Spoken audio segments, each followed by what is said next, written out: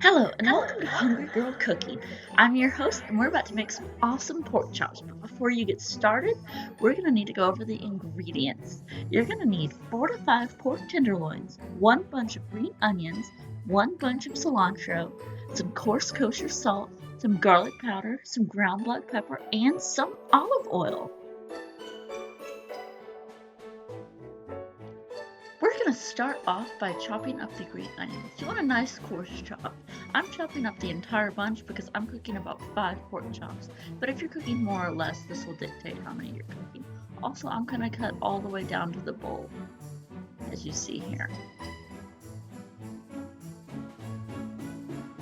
Next, we're going to chop up the cilantro.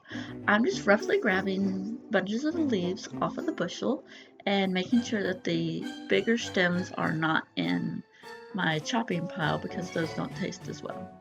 And once I'm satisfied with the amount that I have, I'm just going to kind of bunch it up and roughly chop it and just make it as fine as I can get it, but don't get too worried about how fine it is. It's going to get cooked down once we cook the pork chops. And then we're going to dump all that into a bowl and coat it with olive oil. And now we're going to get our pork chops and place them into the bowl and coat with our kosher salt and our garlic powder and our black pepper. And then we are going to flip them in our mixture, wipe our hands, and do the same thing on that side with the 3. And we are going to coat that in olive oil one more time and mix up and let that set for about 10 minutes while the stove is heating up. And then coat the pan in olive oil on medium-low heat. And then you can put 3 to 4 in the pan depending on how big your pan is. And then get some of the green onions and cilantro on top as you're cooking. And I would let this cook 5 to 7 minutes on this side.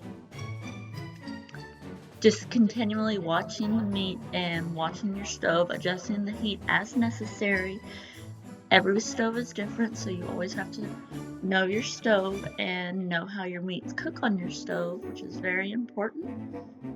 So once your 5 to 7 minutes is up, you're going to flip and cook on the other side for an additional 2 or so minutes, depending on your stoveware. Mine takes 2 minutes, and we're gonna let that cook.